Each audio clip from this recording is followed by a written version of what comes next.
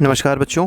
इस video lecture में हम लोग सेल स्ट्रक्चर एंड फंक्शन के कुछ इंपॉर्टेंट नोट्स को डिस्कस करेंगे, जो कि क्लास 8th साइंस का बहुत ही इंपॉर्टेंट चैप्टर है। तो चलिए स्टार्ट करते हैं, नोट्स को देखते हैं कौन कौन से इंपॉर्टेंट टॉपिक्स हैं, कौन कौन सी इंपॉर्टेंट बातें हैं जो यहाँ पर बताई गई हैं। तो सबसे पहले आप देख सकते हैं यहाँ पर कहा गया है रॉबर्ट हुक डिस्कवर्ड सेल इन कॉर्क। ठीक है, तो कॉर्क क्या होता है? तो कॉर्क बार्क से निकलता है, जो ट्रीज़ की बार्क होती है उसमें से कॉर्क निकलता है, कॉर्क बनाया जाता है। तो रॉबर्ट हुक ने क्या डिस्कवर किया है? तो सेल डिस्कवर किया था किसमें? कॉर्क में। तो अगर आपसे पूछा जाए कि प्लांट सेल की डिस्कवरी करी है तो वो किसने करी है? रॉबर्ट हुक ने ही करी है, ये बात आप लोग याद रखिएगा। और किस में करी है? तो कॉर्क में करी है। और कॉर्क क्या है? बार्क का एक पार्ट है, मतलब बार्क से ऑब्टेन किया जाता है। ठीक है, यहाँ पर देखिए कुछ ऑब्जर्वेशन दिए गए हैं, मतलब जब इन्होंने डिस्कवरी अपनी करी थी रॉबर्ट हुक ने, तो कुछ इस तरीके का इनको स्ट्रक्चर दिखाई पड़ा था। ठीक है, सेल का। तो cork cell as observe by Robert Hooke. तो रॉबर्ट हुक ने जो सेल देखा था वो कुछ इस तरीके का सेल था। आप इसके अंदर छोटे छोटे से डॉट्स देख सकते हैं। तो इसी तरीके के सेल्स दिखाई पड़ रहे थे रॉबर्ट हुक को। आगे आते हैं, आगे की बात करते हैं। आगे देखिए क्या कहा गया है। तो सेल्स के बारे में बताया गया है कि सेल्स क्या होते हैं। तो देखिए बोथ ब्रिक्स इन अ बिल्डिंग, जैसे बिल्डिंग में अगर आप देखेंगे तो बिल्डिंग जैसे ईंटें होते हैं, यहाँ आप देख सकते हैं जैसे ईंटें होते हैं ना, बिल्डिंग में पत्थर होते हैं जो लगे हुए होते हैं। ठीक है, इसी तरीके से सेल्स होते हैं वो लगे हुए होते हैं किसमें? ऑर्गेनिज्म में। तो जैसे ब्रिक्स जो है वो बिल्डिंग का एक सबसे स्मॉलेस्ट पार्ट होता है, इसी तरीके से जो सेल्स होते हैं वो बेसिक स्ट्रक्चरल यूनिट्स होती हैं किसी भी ऑर्गेनिज्म की। ठीक है, तो जैसे बिल्डिंग में आप कह सकते हैं कि ब्रिक होती है, इसी तरह ऑर्गेनिज्म में क्या होते हैं? सेल्स होते हैं। यहाँ पर जो आपको सेल्स दिखाई पड़ रहे हैं ये किसके दिए गए हैं? तो अनियन पील के सेल दिए गए हैं। The building two built of similar bricks have different designs, shapes and size. देखिए जो ब्रिक आपने देखी होगी तो ब्रिक का अगर आप देखेंगे तो अलग अलग डिज़ाइन होते हैं, अलग अलग शेप होते हैं, अलग अलग साइज़ होती हैं। इसी तरीके से जो हमारे सेल्स होते हैं उनका भी अगर शेप, साइज़, डिज़ाइन देखेंगे वो भी क्या होती है? डिफरेंट डिफरेंट होती है। तो वही चीज़ यहाँ बताई गई, organism differ from one another but all are made up of cells. देखिए जो सेल्स हैं उनका स्ट्रक्चर अलग हो सकता है, उनका शेप अलग हो सकता है, उनका साइज़ अलग हो सकता है, लेकिन याद रखिएगा इस चीज़ को कि जो सेल्स होंगे, जितने भी ऑर्गेनिजम्स होंगे वो बने किसके होते हैं? सेल के ही बने होंगे, बिना सेल के कोई भी ऑर्गेनिज्म नहीं बना होगा। Organism show variety in cell number, तो सेल के नंबर में वैरायटी होगी। सेल नंबर का मतलब ये हो गया कि कुछ ऐसे आपको ऑर्गेनिज्म मिलेंगे जो यूनिसेलर होंगे। यूनिसेलर मतलब जिसमें सिर्फ एक सेल होगा। और अगर सेल का नंबर एक से ज़्यादा है तो उसको क्या कहा जाएगा? मल्टी सेलर कहा जाएगा। शेप और साइज़ में भी डिफरेंसेस आपको देखने को मिलेंगे सेल्स में। ठीक है, आगे आते हैं। आगे देखिए क्या बात करी गई, यहाँ पर मल्टी सेलर के बारे में बताया गया है। Organism made up of more than one cell are called multicellular. तो मल्टी सेलर वो ऑर्गेनिजम्स हैं जो एक से ज़्यादा सेल के बने हुए हैं। जैसे ह्यूमन बींग अगर बात करी जाए, प्लांट्स की बात करी जाए, तो ह्यूमन क्या है? ह्यूमन कितने सेल से बना है? तो बिलियंस ऑफ सेल्स हैं हमारी बॉडी में। ठीक है, करोड़ों अरबों सेल्स हैं हमारी बॉडी में, इसीलिए हम लोग क्या हैं? एक मल्टी सेलर ऑर्गेनिज्म हैं। ठीक है, कुछ ऑर्गेनिज्म यूनिसेलर भी होते हैं। ठीक है, तो यूनिसेलर ऑर्गेनिज्म में जैसे अमीबा आ जाएगा, पैरामीशियम आ जाएगा, तो वो सब यूनिसेलर है। यूनिसेलर का मतलब उनके पास सिर्फ एक सेल है, यूनि का मतलब होता है one. The number of cell being less in smaller organism does not in any way affect the functioning of the organism. ये आपको बात बहुत इंपॉर्टेंट समझनी है कि देखिए कोई ऑर्गेनिज्म अगर ऐसा है जिसमें नंबर ऑफ सेल्स कम है, या ये कहा जाए कि मान लीजिए नंबर ऑफ सेल सिर्फ वन है, तो ऐसा नहीं है कि अगर उसमें सिर्फ वन सेल है तो उसमें आधे फंक्शन होंगे, आधे फंक्शन नहीं होंगे। ऐसा कुछ नहीं है। जितने फंक्शन मल्टी सेलुलर ऑर्गेनिज्म में हैं वही सारे फंक्शंस यूनिसेलुलर ऑर्गेनिज्म में एक सेल कर सकता है। मल्टी सेलुलर के लिए स्पेशलाइज्ड सेल होते हैं, यूनिसेलुलर में सिंगल सेल है, वो सारे काम करेगा, डाइजेशन भी करेगा, रेस्पिरेशन भी करेगा, एब्जॉर्प्शन भी करेगा, सब कुछ करेगा। ठीक है, लेकिन मल्टी सेलुलर में क्या होता है कि बहुत सारे सेल्स होते हैं, अलग अलग सेल का अलग अलग काम होता है। तो यही एक छोटा सा डिफरेंस है मल्टी सेलुलर और यूनिसेलुलर ऑर्गेनिज्म में। लेकिन ये याद रखिएगा कि यूनिसेलुलर है मतलब सिर्फ एक सेल है, इसका मतलब ये नहीं कि आधा काम होगा आधा काम नहीं होगा, ऐसा कुछ भी नहीं है। नेक्स्ट पे आते हैं। नेक्स्ट देखिए क्या कहा गया है। कोई भी ऑर्गेनिज्म है, ठीक है, an organism with billions of cell. आप पता ही है आपको कि जैसे हम ही लोग हैं तो हम लोग में बहुत बिलियंस मतलब करोड़ों अरबों सेल्स होते हैं। लेकिन हम लोग की अगर लाइफ देखें, मतलब एक ऑर्गेनिज्म की जो लाइफ है वो शुरुआत कहाँ से होती है? तो एक सिंगल सेल से होती है। याद रखिएगा जैसे हम लोग भी बने तो हम लोग कैसे बने? एक छोटे से एक सिंगल सेल से बने, और उस सेल को क्या कहते हैं? फर्टिलाइज्ड एग कहते हैं। अब ये फर्टिलाइज्ड एग बनता कैसे है इसके बारे में भी थोड़ा देख लीजिए। जैसे फीमेल रिलीज़ करती है क्या? एग रिलीज़ होता है, अनफर्टिलाइज्ड एग रिलीज़ होता है, और एक स्पर्म होता है जो मेल से निकलता है। और मेल का जो स्पर्म आता है वो जब फीमेल के एग में आता है तो वो फर्टिलाइजेशन प्रोसेस होता है। इस फर्टिलाइजेशन प्रोसेस से तो जो एग होता है वो फर्टिलाइज हो जाता है, इसीलिए तब इसको क्या कहते हैं? फर्टिलाइज्ड एग कहते हैं। ठीक है, मतलब जो इंसान की शुरुआत है, या ये कहें कि लिविंग ऑर्गेनिज्म की जो शुरुआत होती है वो किससे होती है, एक फर्टिलाइज्ड एग से होती है। जितने भी सेक्सुअल रिप्रोडक्शन का केसेस हैं उनकी बात मेनली हम लोग कर रहे हैं। आगे आते हैं, the fertilised egg cell multiplies. अब ये जो फर्टिलाइज्ड एग था जो भी बना था, ये बहुत तेज़ी से मल्टीप्लाई होना स्टार्ट होता है, मतलब 1 से 2, फिर 2 से 4, फिर 4 से 8, ऐसे ऐसे करके ये मल्टीप्लाई होते चले आते हैं। और इसी तरीके से सेल का जो नंबर होता है वो इंक्रीज़ होता है और डेवलपमेंट जो होता है ऑर्गेनिज्म का वो स्टार्ट हो जाता है। ठीक है, आगे आते हैं, जैसे आगे क्या कहा गया, आगे कहा गया है a single celled organism perform all the necessary function that multi cellular organism perform. देखिए वही अभी हमने आपको बात बताई थी कि अगर कोई ऐसा ऑर्गेनिज्म है, जैसे ये अमीबा दिया गया है, तो अमीबा एक ऐसा ऑर्गेनिज्म है जिसमें कितने सेल्स हैं, सिर्फ एक सेल है। अब एक सेल है, इसका मतलब ये नहीं है कि सिर्फ ही कुछ ही फंक्शन परफॉर्म होंगे, कुछ फंक्शन परफॉर्म नहीं होंगे, ऐसा कुछ नहीं है। जितने फंक्शन जितने रिक्वायर्ड फंक्शन एक है नेसेसरी फंक्शन एक मल्टी सेलर ऑर्गेनिज्म में परफॉर्म होते हैं, वो सारे नेसेसरी फंक्शन यूनिसेलुलर ऑर्गेनिज्म भी परफॉर्म करता है और वो सिंगल सेल ही उसका परफॉर्म कर सकता है। ठीक है, अब यहाँ पर सिंगल सेल ऑर्गेनिज्म का एग्जांपल दिया गया, जैसे अमीबा है, तो अमीबा का सिंगल सेल क्या क्या कर सकता है, तो जैसे आप देखेंगे तो फूड को डाइजेस्ट कर सकता है, रेस्पिरेशन कर सकता है, एक्सक्रीशन कर सकता है और ग्रोथ और रिप्रोडक्शन भी कर लेता है। वो याद रखिएगा, ये सारी चीज़ें कौन कर सकता है, अमीबा कर सकता है, और अमीबा का सिंगल सेल ही कर सकता है क्योंकि उसमें सिर्फ एक ही सेल होते हैं। ठीक है, अब जैसे डाइजेशन ऑफ फूड अगर आप देखेंगे तो ह्यूमन बींग में भी होता है, रेस्पिरेशन भी होता है, एक्सक्रीशन भी होता है, ग्रोथ और रिप्रोडक्शन भी होता है। ये आप डायग्राम देख सकते हैं, जो डायग्राम बना हुआ है किसका है, ये पैरामीशियम का डायग्राम है। दोनों सिंगल या यूनिसेलर ऑर्गेनिज्म के एग्जांपल्स हैं। नेक्स्ट पे आते हैं, नेक्स्ट में देखिए क्या कहा गया, नेक्स्ट में कहा गया है जो मल्टी सेलुलर ऑर्गेनिजम्स होते हैं। ठीक है, तो अभी हमने आपको बताया था मल्टी सेलुलर ऑर्गेनिज्म के केस में क्या होगा कि अलग अलग फंक्शन के लिए स्पेशलाइज्ड सेल होते हैं, और वो जो स्पेशलाइज्ड सेल होते हैं, जब एक कई सारे स्पेशलाइज्ड सेल मिलते हैं, एक पर्टिकुलर फंक्शन परफॉर्म करते हैं, तो उनको क्या कहा जाता है, टिश्यू कहा जाता है। और जब ये टिश्यूज़ कई सारे कंबाइन करते हैं तो क्या कहलाते हैं, ये ऑर्गन कहलाते हैं।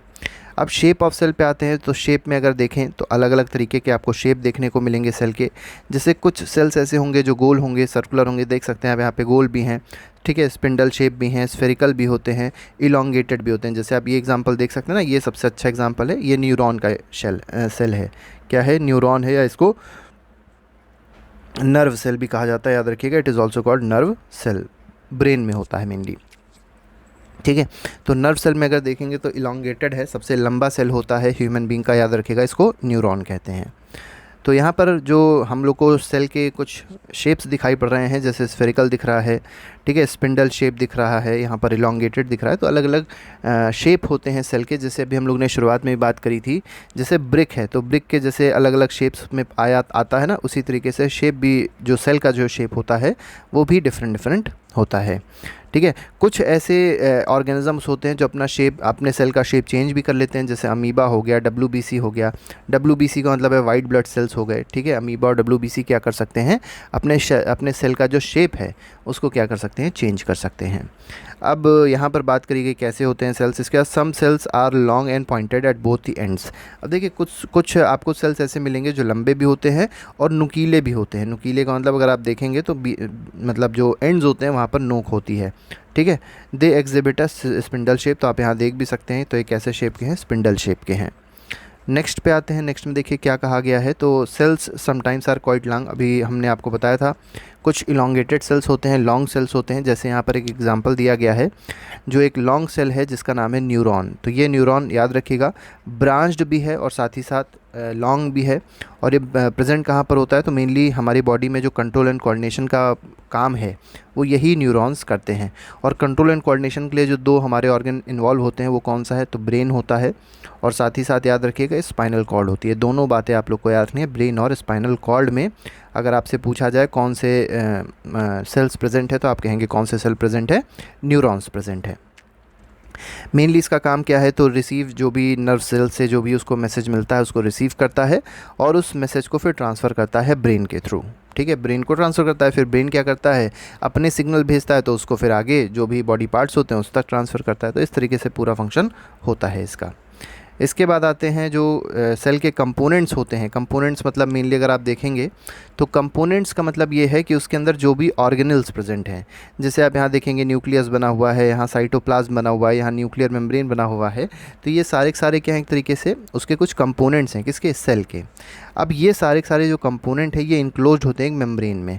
आप देख सकते हैं यहाँ पर सबसे बाहर आप देखेंगे तो एक मेम्ब्रेन है जिसको सेल मेम्ब्रेन कहा गया है, इसमें ये इसके अंदर होते हैं। तो सेल मेम्ब्रेन के अंदर सारे के सारे कंपोनेंट आपको देखने को मिलेंगे। अब सेल मेम्ब्रेन के ऊपर अगर आप देखेंगे तो प्लांट सेल में एक और कवरिंग होती है जिसको कहते हैं सेल वॉल। ठीक है, ये सिर्फ प्लांट सेल में होती है, याद रखिएगा, एनिमल सेल में नहीं होती है।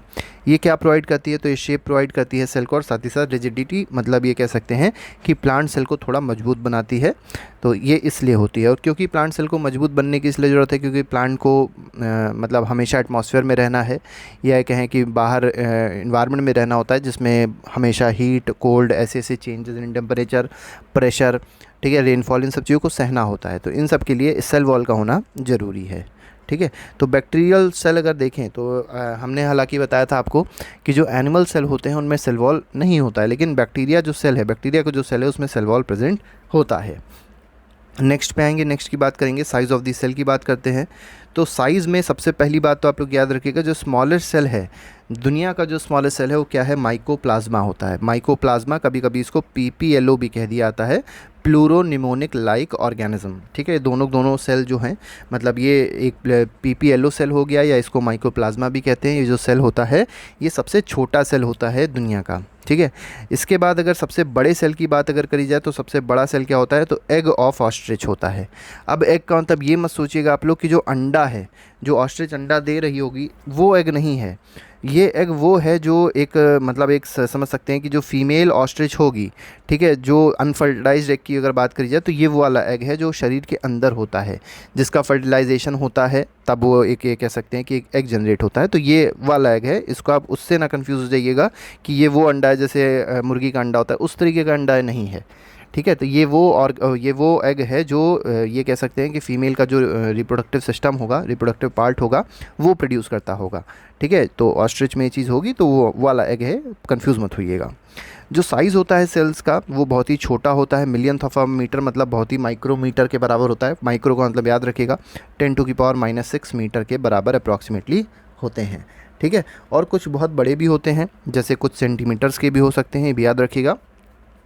अब ज़्यादातर जो सेल्स होते हैं, ठीक है, ज़्यादातर जो सेल्स होते हैं बहुत ही छोटे होते हैं, बहुत ही माइक्रोस्कोपिक होते हैं, तो उनको नेकेड आई से देखा नहीं जा सकता। तो उनको देखने के लिए एक इम्पॉर्टेंट इंस्ट्रूमेंट की ज़रूरत पड़ती है जिसका नाम क्या है, माइक्रोस्कोप होता है। याद रखिएगा, माइक्रोस्कोप का काम क्या है, माइक्रोस्कोप से जो सेल्स होते हैं उनको आसानी से देखा जा सकता है, उनके अंदर जो भी चीज़ें होती हैं, मतलब कंपोनेंट्स होते हैं, उसको भी उसी माइक्रोस्कोप से ही देखा जा सकता है। आगे की बात करते हैं। आगे की बात में देखिए क्या कहा गया है, the size of cells has no relation with the size of body. ये बहुत इंपॉर्टेंट टर्म है जो आपको समझना है, बहुत इंपॉर्टेंट लाइन है जो आपको समझनी है। अब जैसे मान लीजिए साइज़ ऑफ सेल्स हैं, तो साइज़ ऑफ सेल्स का मतलब ये नहीं है कि कोई जैसे अमीबा है, अमीबा का सेल अगर छोटा है, इसका मतलब ये नहीं कि अमीबा का साइज़ छोटा है इसलिए इसका सेल छोटा है। और ह्यूमन बींग्स हैं, उनके सेल अगर बड़े हैं, मान लीजिए जैसे न्यूरॉन की बात करिए, या न्यूरॉन सेल बड़ा है, तो इसका मतलब ये नहीं है कि पूरा ह्यूमन बींग इसीलिए बड़ा है क्योंकि सेल्स बड़े हैं, ऐसा कुछ भी नहीं है। देखिए, सेल्स की साइज़ से और जो बॉडी के साइज़ पे कोई भी फ़र्क नहीं पड़ता है, बात याद रखिएगा। ठीक है, तो सेल्स का जो साइज़ है उसका कोई भी रिलेशन बॉडी के साइज़ के साथ नहीं होता है, चाहे वो एनिमल की बॉडी हो चाहे वो प्लांट की बॉडी हो। ठीक है, एनिमल सेल के अंदर भी छोटे सेल्स मिलेंगे, प्लांट सेल के अंदर भी छोटे सेल्स मिलेंगे, चाहे कोई भी ऑर्गेनिज्म होगा उसके अंदर छोटे और बड़े सेल किसी भी तरीके के सेल मिल सकते हैं। ठीक है, अब जैसे एलिफेंट के अंदर देखा जाए तो एलिफेंट के अंदर भी नर्व सेल आपको देखने को मिलेगा, और रैट के अंदर भी देखने को मिलेगा। अब ये इसका मतलब नहीं है कि एलिफेंट बड़ा है तो उसका नर्व सेल भी बहुत बड़ा होगा, ऐसा कुछ नहीं है। दोनों के नर्व सेल अप्रॉक्सीमेटली बराबर के ही होंगे, दोनों नर्व सेल लॉन्ग भी होंगे, ब्रांच्ड भी होंगे। तो ये सारी बातें आपको समझनी है। और फंक्शन भी दोनों के नर्व सेल का सेम होगा, transfer of message he function होगा। ऐसा नहीं है कि चूहे अगर हैं तो उनके में ट्रांसफ़र ऑफ मैसेज नहीं करेगा न्यूरॉन, ऐसा नहीं है। ठीक है, तो ये सारी चीज़ें आप लोग को थोड़ी बहुत याद रखनी है। अब सेल मेम्ब्रेन पे आते हैं। सेल मेम्ब्रेन अभी हमने देखा था कि जो सेल के बाहरी पार्ट पोर्शन था उसको कहते हैं सेल मेम्ब्रेन, और उसके बाहर एक और पोर्शन था प्लांट सेल में जिसको कहा गया था सेल वॉल। तो ये बेसिक कंपोनेंट जो सेल के होते हैं उनमें आपको 2-3 चीज़ें मेनली याद रखनी है। पहला सेल मेम्ब्रेन होता है बेसिक कंपोनेंट, दूसरा साइटोप्लाज्म होता है, और तीसरा क्या होता है, न्यूक्लियस। जैसे मान लीजिए सेल है तो सेल के सेंटर पे क्या प्रेजेंट होता है, तो न्यूक्लियस प्रेजेंट होता है। न्यूक्लियस और सेल मेम्ब्रेन के बीच में जो फ्लूइड प्रेजेंट होता है उसको क्या कहते हैं, साइटोप्लाज्म कहते हैं। ठीक है, साइटो, जब भी आपको वर्ड साइटो मिले तो समझ जाइए it is related to cell. किससे रिलेटेड है ये, सेल से रिलेटेड है। इसीलिए साइटोलॉजी अगर आपसे पूछा जाए साइटोलॉजी क्या होती है, तो साइटोलॉजी क्या होती है, तो सेल की जो स्टडी होती है उसको क्या कहा जाता है, साइटोलॉजी कहा जाता है। इसके बाद आते हैं the cytoplasm and nucleus are enclosed within the cell membrane. तो अभी हमने आपको बताया था सेल मेम्ब्रेन है, इसके अंदर आपको न्यूक्लियस भी मिलेगा और इसके अंदर आपको साइटोप्लाज्म भी देखने को मिलेगा जो कि फ्लूइड होता है। ठीक है, और also called as plasma membrane. और ये जो सेल मेम्ब्रेन है इसको और क्या कहा जाता है, प्लाज्मा मेम्ब्रेन भी कहा जाता है। सेमी परमिएबल होती है, मतलब इसके अंदर कुछ कुछ छोटे छोटे से छेद आपको देखने को मिलेंगे, और इसको सिलेक्टिवली परमिएबल मेम्ब्रेन भी कहते हैं। और वो इसलिए कहते हैं कि ये कुछ मटेरियल को अंदर जाने देती है और कुछ मटेरियल को बाहर निकलने देती है। मतलब सेलेक्टिव मटेरियल होता है जो सेल के अंदर एंटर कर सकता है और सेल के बाहर निकल सकता है, इसीलिए इसको क्या कहा जाता है, याद रखिएगा, it is also called selectively permeable membrane भी कहा जाता है। ठीक है, नेक्स्ट पे आते हैं। नेक्स्ट में देखिए क्या कहा गया, the membrane separates the cell from one another also. मतलब बहुत सिंपल चीज़ है, ये जो सेल मेम्ब्रेन है ये क्या कर रही है, सेल मेम्ब्रेन का अगर आप मेनली काम देखेंगे तो इसके अंदर जो भी फ्लूइड प्रेजेंट है, जो भी मीडियम इसके अंदर प्रेजेंट है, ना वो उसको बाहर निकलने देगी सारे मीडियम को, ना बाहर से किसी भी चीज़ को अंदर आने देगी। मतलब कुछ सेलेक्टिव चीज़ें आ सकती है, नहीं कि पूरा पूरा अंदर आ जाएगा, और ना ही कोई सेल इसके अंदर आ सकता है। तो ये सारे प्रिवेंशन के काम कौन करता है, तो सेल मेम्ब्रेन ही करती है। ठीक है, the cell membrane separate cell from one another, ये भी आपको बताया था। प्लाज्मा मेम्ब्रेन इस पोरस, तो अभी हमने आपको बताया था पोरस का मतलब छोटे छोटे से इसमें क्या होते हैं, पोर्स होते हैं, छोटे छोटे से इसमें होल्स होते हैं। और क्या करता है, ये अलाउ करता है मूवमेंट ऑफ सब्सटेंसेस और material both inward and outward. तो मटेरियल का मूवमेंट अलाउ तो करता है, लेकिन सारे मटेरियल इसके अंदर एंटर और एग्जिट नहीं कर सकते, कुछ ही सिलेक्टेड मटेरियल इसके अंदर एंटर या एग्जिट करेंगे, इसीलिए इसको क्या कहा जाता है, सेलेक्टिवली परमिएबल मेम्ब्रेन कहा जाता है। इसके बाद आते हैं एक और इम्पॉर्टेंट टॉपिक पे, मतलब इसी सेल से रिलेटेड है, जिसका नाम है सेल वॉल। अब इस सेल वॉल क्या होता है, तो सेल मेम्ब्रेन के बाहर, ठीक है, एक आउटर थिक लेयर होती है, और मेनली किस में होती है, प्लांट में होती है, इसको क्या कहा जाता है, सेल वॉल कहा जाता है। ठीक है, सेल वॉल अगर आपसे पूछा है बनी किसकी होती है, तो याद रखिएगा सेल्यूलोज की बनी हुई होती है। किसकी, सेल्यूलोज की बनी हुई होती है सेल वॉल, और ये एनिमल सेल में क्या होती है, एब्सेंट होती है। Additional layer surrounding the cell membrane is required by plants for protection. देखिए, आप अगर देखेंगे तो सेल वॉल की ज़रूरत क्या पड़ी, तो वही बताया गया, सेल वॉल की ज़रूरत ये पड़ी कि सेल वॉल को प्रोटेक्शन की ज़रूरत है। ठीक है, सेल की जो सेल मेम्ब्रेन है उसको प्रोटेक्शन की ज़रूरत है, और उसको प्रोटेक्ट कौन करता है, सेल वॉल प्रोटेक्ट करता है। और किस चीज़ से प्रोटेक्ट करेगा, क्योंकि आपको पता होगा जो प्लांट होते हैं वो बाहर रहते हैं, जिसकी वजह से कई सारे वेरिएशंस टेम्परेचर में देखने को मिलते हैं, विंड आती है बहुत तेज़ी से, तो वो सब कहीं ना कहीं सेल मेम्ब्रेन को ब्रेक डाउन कर सकते हैं। ठीक है, एटमॉस्फेरिक मॉइस्चर आता है, तो ये सारी चीज़ें कहीं ना कहीं सेल को ख़त्म कर देंगी, ख़राब कर देंगी, इसीलिए सेल वॉल का प्रोविज़न इसमें है। नेक्स्ट में आते हैं, नेक्स्ट देखते हैं नेक्स्ट में क्या कहा गया है। अब यहाँ पर देखिए एक और बात कही गई है, साइटोप्लाज्म क्या होता है। अभी हमने आपको बताया था साइटोप्लाज्म क्या होता है, जैसे सेल है, सेल के अंदर बताया न्यूक्लियस होता है सेंटर पे। इस न्यूक्लियस की डिस्कवरी याद रखिएगा रॉबर्ट ब्राउन ने करी है। किसने करी है, रॉबर्ट ब्राउन ने करी है। अब न्यूक्लियस के बाहर जो आपका फ्लूइड दिखाई पड़ रहा है ये क्या है, यही साइटोप्लाज्म है। अब इसी साइटोप्लाज्म देखिए क्या कहा गया, एक जेली लाइक सब्सटेंस होता है, सेल मेम्ब्रेन और न्यूक्लियस के बीच में प्रेजेंट होता है। ठीक है, जितने भी कंपोनेंट्स होते हैं, जितने भी ऑर्गेनल्स होते हैं सेल के, वो इसी साइटोप्लाज्म में होते हैं। जैसे आप देखेंगे माइटोकॉन्ड्रिया, गोल्गी बॉडीज़, राइबोसोम्स, ये कहाँ प्रेजेंट होते हैं, तो ये इसी साइटोप्लाज्म में होते हैं। ठीक है, यहाँ पर कुछ और बातें देख लीजिए, माइटोकॉन्ड्रिया है, याद रखिएगा इसको पावर हाउस ऑफ सेल कहते हैं। क्या कहते हैं, पावर हाउस ऑफ सेल कहते हैं, क्योंकि एनर्जी का जो जनरेशन होता है, ठीक है, सेल्स में जो एनर्जी जनरेट होती हैं किस फॉर्म में, एटीपी के फॉर्म में। एटीपी का मतलब है एडिनोसिन ट्राईफॉस्फेट। ठीक है, एडिनोसिन, ठीक है, एडिनोसिन ट्राईफॉस्फेट, ट्राईफॉस्फेट। ठीक है, तो एडिनोसिन ट्राईफॉस्फेट के फॉर्म में क्या होती है, सेल एनर्जी रिलीज़ करता है, एनर्जी जनरेट करता है। ठीक है, गोल्गी बॉडीज़ भी होती हैं, इसका राइबोसोम्स भी कहीं ना कहीं बहुत इंपॉर्टेंट हो जाता है। इसका काम ये है, ये प्रोटीन की सिंथेसिस में मदद करता है। किस में मदद करता है, प्रोटीन की मैन्युफैक्चरिंग में या प्रोटीन की सिंथेसिस में राइबोसोम्स मदद करते हैं। ठीक है। तो साइटोप्लाज्म में ये सारी चीज़ें और भी बहुत सारी चीज़ें होती हैं, जैसे एंडोप्लाज्मिक रेटिकुलम होता है, ठीक है, गोल्गी अपैरेटस, गोल्गी बॉडीज़ हो गई। तो ऐसे ऐसे बहुत सारे आपके ऑर्गेनल्स देखने को मिलेंगे जो इसी साइटोप्लाज्म में क्या करते हैं, तैरते रहते हैं। नेक्स्ट पे आते हैं, न्यूक्लियस की बात करी गई। न्यूक्लियस क्या होता है, तो न्यूक्लियस अभी हमने देखा था, बिल्कुल सेंटर पे प्रेजेंट होता है सेल के, ठीक है। तो इंपॉर्टेंट, बहुत ही ज़्यादा इंपॉर्टेंट कंपोनेंट है। कैसा होता है, स्फेरिकल होता है, याद रखिएगा इसका शेप कैसा है, स्फेरिकल है। कहाँ प्रेजेंट होता है, तो सेंटर पे प्रेजेंट होता है। अब देखिए ये इतना छोटा है न्यूक्लियस, अगर आप देखेंगे इतना छोटा है कि इसको आसानी से देखा नहीं जा सकता, नेकेड आई से तो बिल्कुल भी नहीं देख सकते। तो इसके लिए किसकी ज़रूरत पड़ती है, माइक्रोस्कोप की ज़रूरत पड़ती है, ठीक है। अब न्यूक्लियस अगर आप देखेंगे तो ये साइटोप्लाज्म से, मतलब अगर आप न्यूक्लियस को देखें तो न्यूक्लियस जो है, यहाँ पर न्यूक्लियस के बाहर, मतलब न्यूक्लियस के बाहर भी एक लेयर है, इसको कहा जाता है न्यूक्लियर मेम्ब्रेन। क्या कहा जाता है, न्यूक्लियर मेम्ब्रेन कहा जाता है। और ये न्यूक्लियस को सेपरेट करके रखती है किससे, साइटोप्लाज्म से, ठीक है। मतलब साइटोप्लाज्म को ना न्यूक्लियस के अंदर जाने देगी या कोई भी न्यूक्लियस की चीज़ को साइटोप्लाज्म में आने देती है, ठीक है। तो न्यूक्लियर मेम्ब्रेन क्या करती है, यही काम करती है। This membrane is also porous and allows the movement of material between the cytoplasm and inside of the nucleus. देखिए ऐसा नहीं है, जैसे अभी हमने शुरुआत में देखा था सेमी परमिएबल मेम्ब्रेन थी, वैसे ही यहाँ पे भी होता है। कुछ मटेरियल ऐसे हैं जो न्यूक्लियस से बाहर भी निकल सकते हैं, साइटोप्लाज्म में आ सकते हैं, और कुछ मटेरियल ऐसे हैं जो साइटोप्लाज्म से न्यूक्लियस में भी जा सकते हैं। तो ये सारी बातें आप लोगों को फ़िलहाल याद रखनी है। नेक्स्ट पे आते हैं। नेक्स्ट में देखिए क्या कहा गया है, यहाँ पर आपको दो डायग्राम्स देखने को मिलेंगे जो सबसे ज़्यादा इंपॉर्टेंट हैं। ये प्लांट सेल का डायग्राम है और एक आपको एनिमल सेल का डायग्राम मिलेगा। तो ए वाला जो डायग्राम है ये प्लांट सेल है और ये वाला जो डायग्राम है ये एनिमल सेल है। अब इसको थोड़ा बड़ा कर देते हैं, फिर आपको एक एक करके चीज़ें बताते हैं क्या क्या इसमें आपको समझनी है, ठीक है। तो देखिए यहाँ पर सबसे पहले अगर प्लांट सेल की बात अगर करी जाए तो प्लांट सेल में यहाँ पे जो वाइट कलर की बिल्कुल स्पेस देख रहे हैं, इसको क्या कहा गया है, वैक्यूल कहा गया है। तो प्लांट सेल के केस में जो वैक्यूल है उसका साइज़ बहुत बड़ा होता है और बिल्कुल सेंटर पे होता है। लेकिन अगर आप एनिमल सेल में देखेंगे तो वैक्यूल साइड में होता है और बहुत ही छोटा होता है। न्यूक्लियस आप देखिए, न्यूक्लियस जो एनिमल सेल में है वो सेंटर पे है, लेकिन प्लांट सेल में अगर आप न्यूक्लियस देखेंगे तो सेंटर में नहीं है, क्योंकि वैक्यूल सेंटर पे था। तो वैक्यूल के साइड में आपको न्यूक्लियस देखने को मिलेगी। इसके बाद साइटोप्लाज्म अगर आप देखें तो साइटोप्लाज्म दोनों में ही होगा। जैसे यहाँ पे पूरा फ्लूइड भरा हुआ है ना, ये पूरा साइटोप्लाज्म है। ऐसे ही यहाँ पे पूरा जो फ्लूइड भरा हुआ है येलो कलर का, ये साइटोप्लाज्म है। सेल वॉल कहाँ पर होगी, तो प्लांट सेल में सेल वॉल होती है, एनिमल सेल में सेल वॉल नहीं होती है। आप देख सकते हैं यहाँ पे दो लेयर्स आपको देखने को मिल रही होंगी। इन्हीं दो लेयर्स को लेफ़्ट साइड पे बना के दिखा दिया गया है। तो जो ऊपर सबसे आउटर मोस्ट जो लेयर है इसको कहा गया है सेल वॉल, और इसके अंदर जो लेयर है ये क्या है, सेल मेम्ब्रेन है। अब एक चीज़ बहुत इंपॉर्टेंट याद रखिएगा, क्लोरोप्लास्ट, ठीक है। क्लोरोप्लास्ट का मेनली काम होता है, जो ग्रीन कलर का पिगमेंट होता है उसको क्लोरोप्लास्ट कहते हैं। और ये किसमें मदद करता है, तो फोटोसिंथेसिस में मदद करता है प्लांट्स को, ठीक है, फोटोसिंथेसिस में मदद करता है।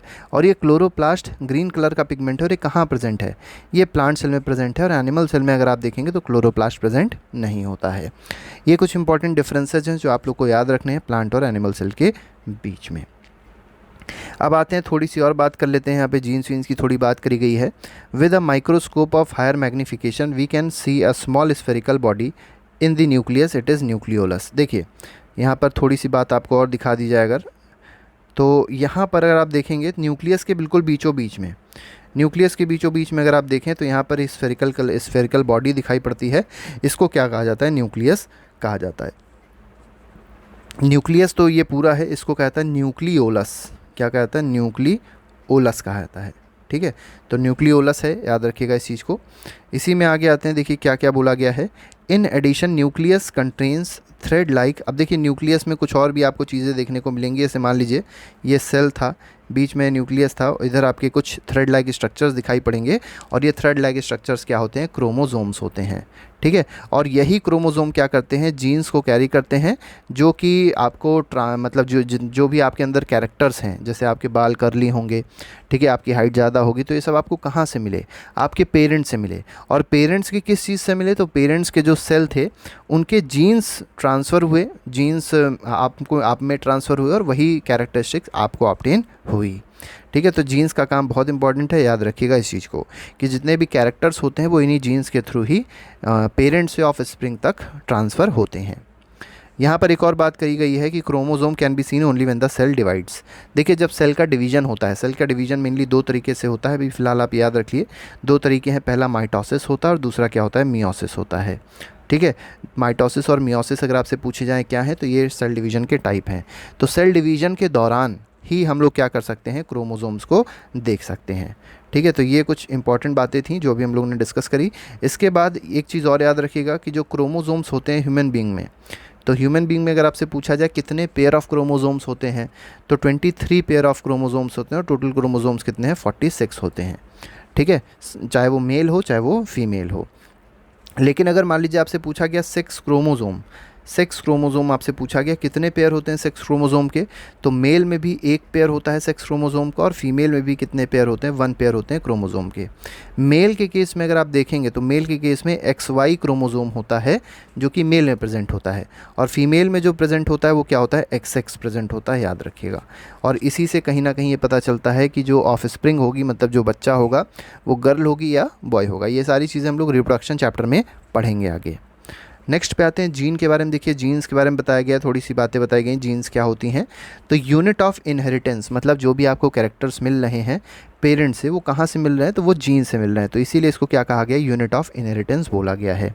It control the transfer of heredity characters from parent to offspring. यही जीन्स हैं जिसकी वजह से जितने भी हेरिडिटी कैरेक्टर्स हैं जो कि पेरेंट्स में है वो कहाँ पहुँच रहे हैं, ऑफस्प्रिंग मतलब बच्चों में पहुँच रहे हैं। ठीक है, this means that your parents pass some of their characteristics on to you. इसका मतलब क्या हुआ, इसका मतलब ये हुआ कि आपको बहुत सारे कैरेक्टर्स ऐसे मिले होंगे जो आपके पेरेंट्स के होंगे। जैसे मान लिया कलर है, तो कलर मान लिया आप बहुत ज़्यादा गोरे हैं, तो क्यों गोरे होंगे, क्योंकि आपकी मदर या फादर हो सकता है बहुत ज़्यादा गोरे हों। ठीक है, तो इस तरीके से बहुत सारे कैरेक्टर, जैसे आइज़ मान लीजिए ब्राउन है, तो ब्राउन आइज़ क्यों होंगी, क्योंकि हो सकता है आपके मदर की या फादर की आइज़ ब्राउन होंगी। बाल अगर आपके कर्ली हैं तो बाल कर्ली के होंगे, हो सकता है मदर या फादर के बाल कर्ली हों। तो इस तरीके से बहुत सारे कैरेक्टरिस्टिक्स ऐसे होते हैं जो हम लोग को अपने पेरेंट्स से मिलते हैं। तो ये किसके थ्रू मिल रहे हैं, तो जीन्स के थ्रू ही मिल रहे हैं। तो इसको इसीलिए कहा गया है यूनिट ऑफ इनहेरिटेंस। ठीक है, तो इसके बाद आते हैं कुछ इंपॉर्टेंट आखिरी पॉइंट है, इसको देख लेते हैं। The entire content of living cell is known as protoplasm. देखिए जो भी कंटेंट होता है लिविंग सेल का, मतलब जितना भी कंटेंट होता है लिविंग सेल का, उसको क्या कहता है, प्रोटोप्लाज्म कहा जाता है। और प्रोटोप्लाज्म में अगर आप देखेंगे दो चीज़ें आएंगी, पहला साइटोप्लाज्म आएगा और दूसरा क्या आ जाएगा, न्यूक्लियस। मतलब ये कह सकते हैं कि साइटोप्लाज्म और हम लोग अगर न्यूक्लियस को जोड़ दें तो क्या बना देगा, ये बना देगा प्रोटोप्लाज्म बना देगा, प्रोटोप्लाज्म बना देगा। और प्रोटोप्लाज्म के बारे में एक और बात याद रखिएगा, लिविंग सब्सटेंस होता है सेल का। प्रोटोप्लाज्म को ही क्या कहते हैं, लिविंग सब्सटेंस कहते हैं सेल का। लिविंग सब्सटेंस अगर आपसे पूछा जाए क्या होता है तो आप कहेंगे प्रोटोप्लाज्म होता है। तो ये हमारे पास बहुत ही इंपॉर्टेंट नोट्स थे जो भी हम लोग ने डिस्कस किए, और कहीं ना कहीं ये पूरा चैप्टर जो भी हम लोग ने आपके साथ डिस्कस किया है, उसके नोट्स डिस्कस किए हैं, ये आपके सारे एग्जामिनेशंस में, चाहे वो स्कूल का एग्जामिनेशन हो चाहे कॉम्पिटिटिव एग्जामिनेशंस हो, सब में बहुत ज़्यादा इंपॉर्टेंट है। ठीक है, तो अभी के लिए फ़िलहाल नहीं रखते हैं, बाकी के नोट्स पहले से ही प्लेलिस्ट में लगा दिए गए हैं, आप लोग उसको जाके देख सकते हैं और अपनी पढ़ाई को आगे कंटिन्यू कर सकते हैं। तो अभी के लिए फ़िलहाल नहीं, thank you very much, goodbye, Jai Hind.